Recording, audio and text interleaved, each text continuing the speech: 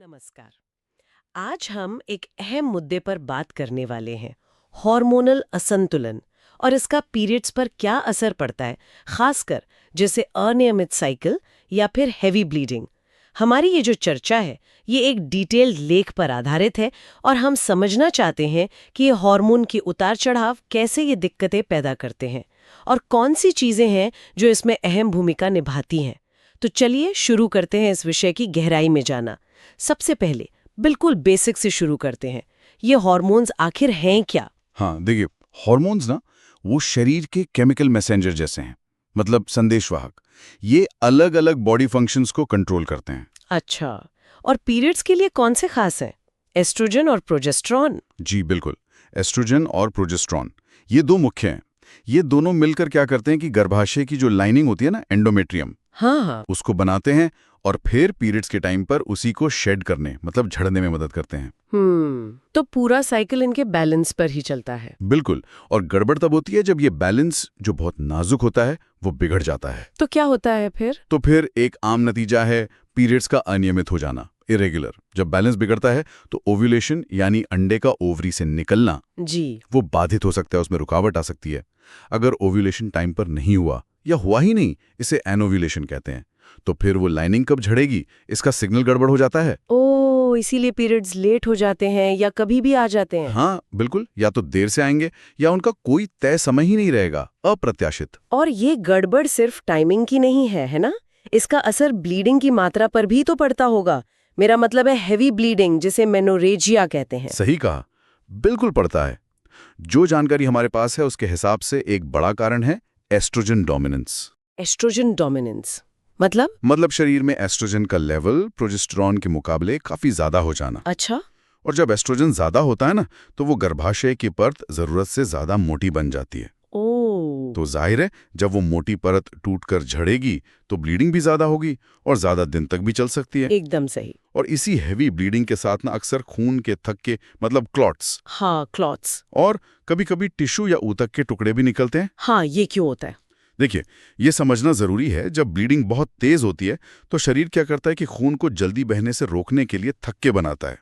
ये थक्के कभी-कभी काफी बड़े और गाढ़े हो सकते हैं। अच्छा, और साथ ही वो जो एक्स्ट्रा मोटी परत बनी थी ना गर्भाशय की, जी, उसके टुकड़े भी खून के साथ बाहर आ सकते हैं।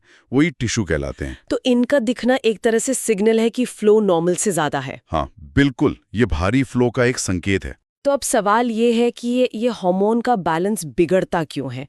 लेख में तो कई वजह बताई गई हैं। हाँ, कई कारण हो सकते हैं। एक तो है तनाव, है ना, स्ट्रेस, बिल्कुल चाहे वो फिजिकल हो या मेंटल। बिल्कुल, लंबे समय तक स्ट्रेस रहने से ना कॉर्टिसोल जैसे स्ट्रेस हार्मोन बढ़ जाते हैं और इनका सीधा असर पड़ता है हमारे रिप्रोडक्टिव हार्मोन्स के बैलेंस पर। उसे बिगाड़ देते हैं ये। और हमारी लाइफस्टाइल, जैसे खान पान, नींद। हाँ, वो भी बहुत मायने रखता है। जैसे अगर डाइट ठीक नहीं है, जंक फूड ज्यादा है या कैफीन, शराब ज्यादा ले रहे हैं, नींद पूरी नहीं हो रही, ये सब चीजें भी हार्मोनल सिस्टम पर बुरा असर डाल सकती हैं। और वजन का घटना या बढ़ना। हाँ, वजन में अचानक बहुत ज्यादा बदलाव आना, चाहे वो बढ़ना हो या घटना, वो भी एक बड़ा फैक्टर है। और इनके अलावा कुछ मेडिकल कंडीशंस भी हैं जो ये असंतुलन पैदा कर सकती हैं। जैसे पीसीओएस यानी पॉलीसिस्टिक ओवरी सिंड्रोम। ये तो काफी कॉमन है आजकल। हाँ, इसमें अक्सर मेल हार्मोन्स, एंड्रोजन बढ़ जाते हैं, इंसुलिन रेजिस्टेंस होता है और ये सब मिलकर ओवुलेशन में दिक्कत करते हैं। अच्छा, और थायराइड? हाँ, थायराइड की प्रॉब्लम, चाहे हाइपो हो मतलब कम एक्टिव या हाइपर मतलब ज्यादा एक्टिव, दोनों ही सीधे ओवरी और पिट्यूटरी ग्लैंड को प्रभावित करके साइकिल को अनियमित कर सकते हैं। और फाइब्रॉइड या पॉलिप्स? हाँ, गर्भाशय में फाइब्रॉइड या पॉलिप्स जैसी ग्रोथ होना भी हेवी ब्लीडिंग का कारण बन सकता है। इनका सीधा हार्मोनल असर हो न हो, पर ये ब्लीडिंग बढ़ा सकते हैं। और हाँ, पेरीमेनोपॉज को नहीं भूलना चाहिए, यानी मेनोपॉज से पहले के कुछ साल। जी, उन सालों में तो हार्मोन्स का ऊपर नीचे होना बहुत ही आम बात है। बाप रे, मतलब कितनी सारी चीजें हैं जो हमारे हार्मोन्स पर असर डाल सकते हैं। हाँ बिल्कुल, अगर हम पूरी तस्वीर देखें ना, तो साफ पता चलता है कि हमारा ये हार्मोनल सिस्टम कितना सेंसिटिव है, कितना नाजुक है। बाहरी चीजें जैसे स्ट्रेस, लाइफस्टाइल और अंदरूनी चीजें जैसे पीसीओएस या थायराइड, ये सब मिलके उस बैलेंस को बिगाड़ सकती हैं जिस पर एक रेगुलर हेल्दी पीरियड साइकिल टिका होता है।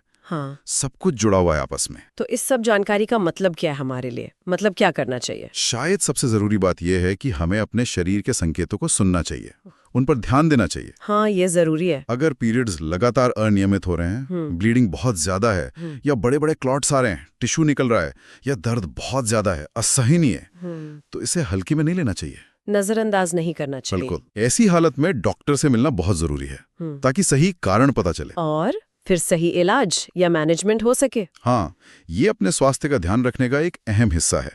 और यहीं पर ना एक सोचने वाली बात भी आती है, जिसका सीधा जवाब शायद हमें लेख में ना मिले। क्या? वो ये कि हम देख रहे हैं कि लाइफस्टाइल, स्ट्रेस, ये सब हार्मोन्स पर कितना असर डालते हैं, है ना? हाँ, तो क्या इन चीजों के बारे में ज्यादा जानकारी, ज्यादा जागरूकता हमें मदद कर सकती है कि हम प्रॉब्लम गंभीर होने से पहले ही अपनी सेहत को संभाल लें? मतलब प्रिवेंशन की तरफ, बचाव की तरफ। हाँ, बिल्कुल।